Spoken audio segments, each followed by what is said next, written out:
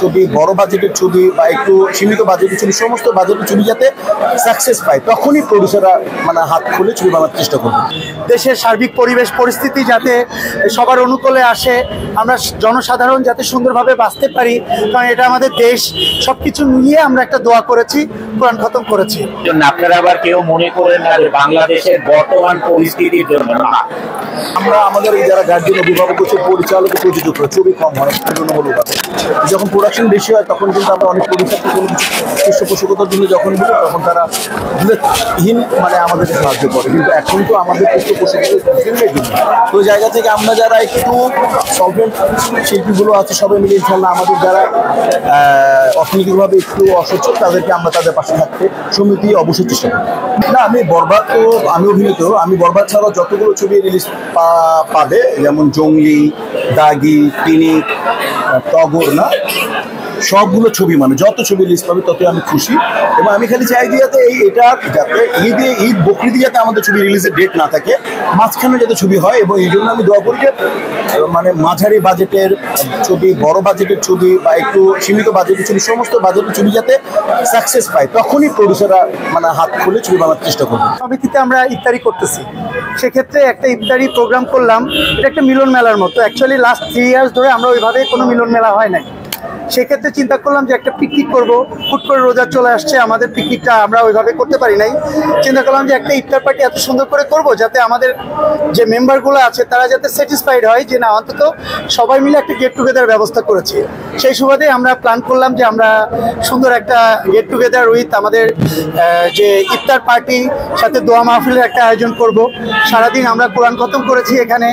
আমাদের এর আগে আমাদের শুধু আমরা শিল্পী সমিতি না, আমাদের এফডিসি কেন্দ্রিক যারা এর আগে যারা আমরা হারিয়েছি, যেসব সিনিয়রদেরকে হারিয়েছি, তাদের আত্মার মাগফিরাত কামনা করে আমরা দোয়া করেছি। দেশের সার্বিক পরিবেশ পরিস্থিতি যাতে সবার অনুকূলে আসে, আমরা জনসাধারণ যাতে সুন্দরভাবে বাঁচতে পারি, কারণ এটা আমাদের দেশ, সবকিছু মিলিয়ে আমরা একটা দোয়া করেছি, কোরআন খতম করেছি। বাংলাদেশের বিজনেস এখন ভেরি টাফ, কারণ ইউক্রেন যুদ্ধের জন্য। আপনারা আবার কেউ মনে করেন না যে বাংলাদেশের বর্তমান পরিস্থিতির জন্য না, এটা হচ্ছে ইউক্রেন যুদ্ধের জন্য গার্মেন্টস ইন্ডাস্ট্রির বিজনেস ইজ সো টাফ নাও। কারণ হরমুজ প্রণালী দিয়ে যে ভেসেল যেত, এটা আমেরিকা যেত 35 দিন, আর ইউরোপে যেত হচ্ছে ম্যাক্সিমাম 26 দিন, আর এখন এই ভেসেল যায় আমেরিকা যায় 62 দিন লাগে, ইউরোপেও 50 দিন লেগে যায়। কারণ হরমুজ প্রণালী দিয়ে ভেসেল না যাওয়ার কারণে বায়াররা আমাদের দেশে এখন অর্ডার কমিয়ে দিয়েছে, সিজন আমরা ধরতে পারছি না বিদায়, এবং প্রাইস কমিয়ে দিয়েছে। ছোটবেলা রোজার স্মৃতি যদি মনে পড়ে, অনেক সময় পানিতে ডুব দিয়েও পানি খেয়ে ফেলতাম, বলতাম যে এটা তো আল্লাহ দেখবে না, এটা মনে পড়ে। মানে আমার কাছে মনে হয় যে আপনাদের সবার কাছে অনেক ভালো লাগবে, তাই কেউ না দেখে মন্তব্য করবে না, অবশ্যই দেখে এরপর মন্তব্য করবেন। আশা করছি আপনাদের সবার কাছে ঈশ্বর মুভিটা অনেক বেশি ভালো লাগবে, এবং আমি আমার এই ফিল্মটাতে সর্বোচ্চ ভালো কিনা ট্রাই করেছি। সেটা ভবিষ্যৎ আমরা বলতে পারবো, দর্শক বলতে পারবে, দর্শক চাইলেই হবে, আর না চাইলে আর দরকার নাই, অন্যদিকে মুভ করবো।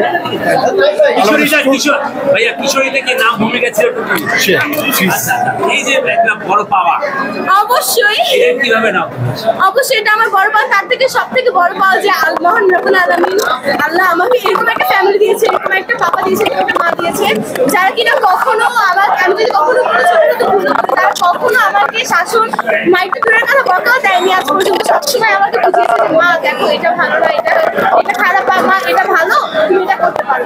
আমি বলে সেইভাবেই চলি, কারণ আমার বাবা মা কখনো আমাকে ভাঙতে কখনো কথা বলে, এই জন্য আমি অনেক ভাগ্য করেছি। আপনি খুশি হবেন সেরকম ইমানকে আপনার সামনে হাজির হওয়ার তৌফিক দান করেন। আমাদের নামাজগুলোকে আপনি কবুল করেন, আমাদের রোজাকে আপনি কবুল করেন, আমাদের তারাবিকে আপনি কবুল করেন। আল্লাহ কোরআন হাদিসকে সামনে রেখে আমাদের জীবনকে পরিচালনা করার তৌফিক দান করেন। আল্লাহ জেনে বুঝে না জেনে মানুষের কত হক নষ্ট করেছি, আল্লাহ আপনার পক্ষ থেকে আপনি তাদেরকে উত্তম বদলা দান করেন, আপনি আমাদেরকে মাফ করে দেন। আল্লাহ মানুষের হককে আদায় করার আমাদের সমর্থ নাই। ফেলছে, আল্লাহ তাকে মাফ করে দিয়েছে, দোষ আলোচনা করার কারণে ওইটার গুনাহ রমজানের সমস্ত বরকতগুলোকে অর্জন করার তৌফিক দান করেন, আর সমস্ত ধরনের গুনাহ থেকে আপনাকে আমাকে আল্লাহ তাআলা হেফাজত করেন। বিশেষভাবে মানুষকে কষ্ট দেওয়া, মানুষের গীবত করা, অপবাদ দেওয়া, এই গুনাহ থেকে, আর আমাদের যে পুরো বছর নামাজের মধ্যে, রোজার মধ্যে, হজের মধ্যে, যাকাতের মধ্যে যে কমিগুলো হয়েছে, এগুলো আল্লাহ তাআলা আপনাকে আমাকে ওগুলার কমিগুলোকে পুরা করা আর পাক্কা সচ্চা দিলে তওবা করার আল্লাহ তাআলা আপনাকে আমাকে তৌফিক দান করেন। এই জন্য এখন আমরা দোয়া করবো ইনশাআল্লাহ। 2 মিনিট দোয়া হবে, তারপরে আল্লাহ তাআলার সামনে স্বীকারোক্তির মাধ্যমে যে আল্লাহ আমার দ্বারা ভুল হয়েছে, আপনি আমাকে মাফ করে দেন, আল্লাহ তাআলা তার গুনাহকে মাফ করে দেন। তওবা কবুল হওয়ার শর্ত শুধু অন্তর থেকে আল্লাহকে বলা যে আল্লাহ আমি গুনাহ করেছি, আমি অনুতপ্ত, আল্লাহ আপনি আমাকে মাফ করেন।